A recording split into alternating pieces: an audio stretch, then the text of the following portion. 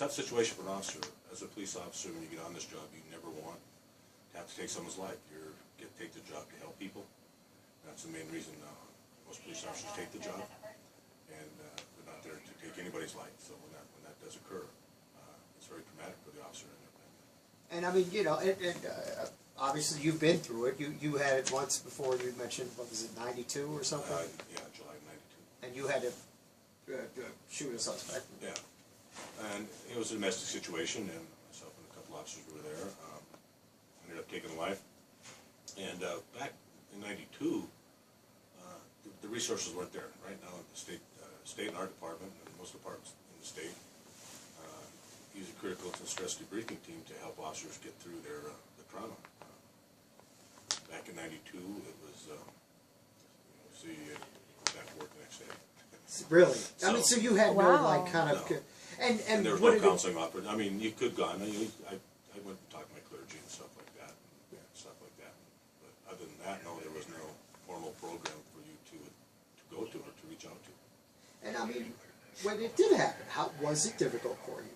I mean, well, it's difficult. It's very difficult. I mean, you never forget about it. I think about it daily still. You know, you think about it on a daily basis. You know, it happened at an area that you drive by daily. So every time you drive by that, and every time you think about it, it comes back to you on a regular basis. It gets easier to deal with, but you never forget about it. And I guess at the time it must have been pretty strong at the time. At the time it was, yeah. When it came through, and there was no research, there was no like debriefing. I mean, you know, it was my first day as sergeant, and I just got promoted. My first day as boss on July 4th. This is July 4th. Yeah. Jeez. And there's a lot more emphasis now on like post-traumatic stress and stuff like that. You know, soldiers have it, but police officers. Police officers suffer from it. More police officers take their own life than are killed on line of duty every year. About twice. Police officers take their own life. Jeez. And I mean, I guess this doesn't help having being involved in a traumatic shooting. And I guess it's you mentioned before, police. Most of you guys aren't gung ho. You don't want to get into a shootout like they do in the movies. Again, no, that's not what we. Yeah. That's not what we do. 90% of our job is driving around and helping people, or you know, answering calls, answering theft calls and stuff like that, and that's 90% of the job. What do you think you could do, because obviously when you saw this, you want to help get involved in this. What do you think you could do as your contribution to this group?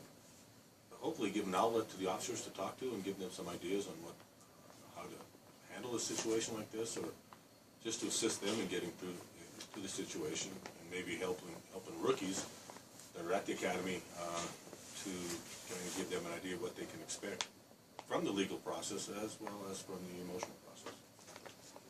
And I guess there might be some, it's one thing, like you said, you talk to clergy and people that probably never had to shoot somebody or kill somebody. Do you think even that, talking to somebody, do you think that it's helpful for an officer to talk to somebody who's been through that? Oh, it is very helpful, and that's what the critical incident stress debriefing teams are all about. They bring other officers in, so this officer or this group of officers can sit down and talk with somebody that has, not necessarily has experienced that, but can understand what they're going through. Yeah. So police officers, when they're in a critical incident, talk to other police officers. Firemen, if they're in a critical incident, will talk to other firemen, and so on. So that's the gist of the program, and it's all you know, what's said in those rooms stays in those rooms, so the officer has some sort of security behind what he's saying and stuff like that. So it's good. These aren't people that, in your profession, and like I said, firemen, officers, they're not normally talky kind of people, spilling their emotions. No, not. They usually don't. They try to keep them in. They try to be the tough guy, the stoic officer. Usually is what it tries to be. But it helps them to open up. I mean, we had a rash of suicides last year, and that helped our officers that responded on all the suicides that we had last year. So, and it seems to work pretty well. That's good. And there's always a professional in there with them. There's always a professional with us in those rooms. There's always a trained psychologist or someone in there that will help the officers.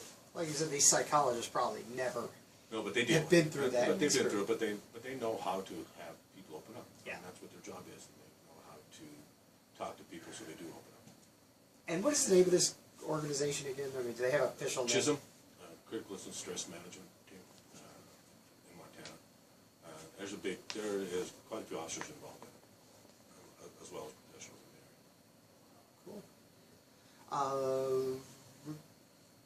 That's all I got. So it's like a very, like AP actually decided that officer involved shootings and use of force is like the #1 story of the year. Like how has that impacted you guys on both your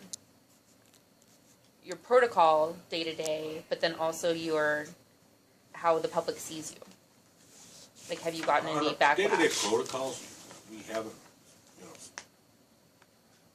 we evaluate our policies and procedures all the time. It's under constant evaluation. However, our day-to-day protocols haven't changed since Ferguson or since New York. New York happened over a year ago. It just happened. The case just came out. So our protocols haven't really changed. Our officers are trained every year on policies and procedures and situations that they may be in. We run situations of domestic situations. We train them on how to respond to traffic stops, which is the most dangerous situation that we go to. So our officers are trained on that throughout the year. So right now, I would wish the rhetoric would stop a little bit about it. I wish that it would get down to more of a tabletop where we can sit and discuss with community leaders where we can change it. Police are not perfect. I don't think anybody out there says the police are perfect. That there's mistakes made, and things have to change on both sides. But I think it's better to sit down and speak about the rhetoric, speak about what's going on, and handle it that way. I think more gets done. You don't. Right now, we got a lot of people that are angry. Two angry people don't sit down well together. No. So hopefully we can sit down and bridge that gap again, because we need the people to trust the police.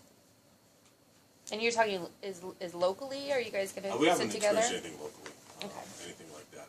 That I know of, our officers haven't complained about it locally at all. I haven't seen any examples of anything that would lead me to believe that we're having local issues here at this time.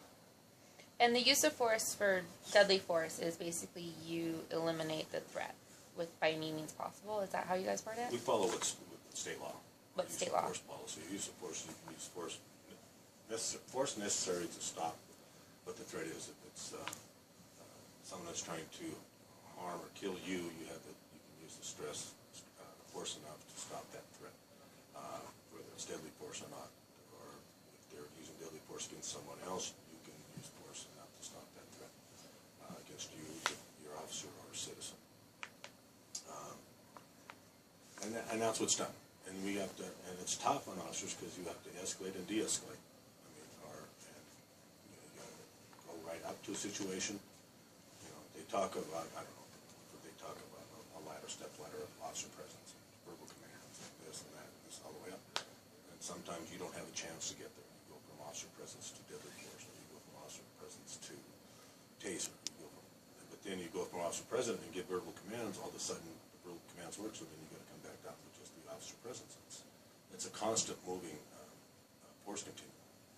So it's difficult. Officers got to make a lot of difficult decisions in a split second, and they're usually judged 6 months later by people who have had months and years to think about what the officer did in a matter of 2 seconds. And that's probably part of the difficulty that you have to weigh at. Did I make the right decision in that moment? Oh yeah, that's on your mind all the time. Could I have done something else? But you're thinking you have 1 second to make a decision, and you hope that decision you made is the correct decision. Because that decision, it could have been you who was the victim. Yeah, or it could have been somebody in the street, or it was domestic. It could have been his wife. It could have been another victim. Because some people were saying, in a lot of these situations, why wouldn't you just tase them? But a lot of it is if there's potential fatal force on one side, then you don't bring a taser to a gunfight. Well, yeah, you use the force necessary to stop the threat. If a taser will work, then you use a taser. If it's lethal force, because lethal force is being used against you, then it's lethal force. It all depends on what type of force is being used. just got to make that judgment within a split second. 99% of the time, the officers make that correct decision. Yeah, I mean, the distance, I mean, you might have been too far. I don't think you had a taser in 92. No. And you might have been too far away for a taser. And Oh yeah, we brought a taser out, and he had a rifle pointed at us. So Jeez. it wouldn't have been, he fired shots, and shots on that side, fired us, returning fire, so, In 92, in 92. he shot at you guys. He had fired shots. When he was holding the rifle and fired a couple shots, we were trying to talk to him. and that was it. And you guys, do you remember who the fellow was? Or? I'm not going to say his name. I remember who he was. Yeah. Of course he remembers who. Sure. He remembers the date. I'm sure he remembers you guys. July. I know you do. 11:37. You do remember. AM or PM? What? AM or PM? 11:37 at night. A lot of fireworks going on at the time too. Oh, that's right, because it was July 4th. God.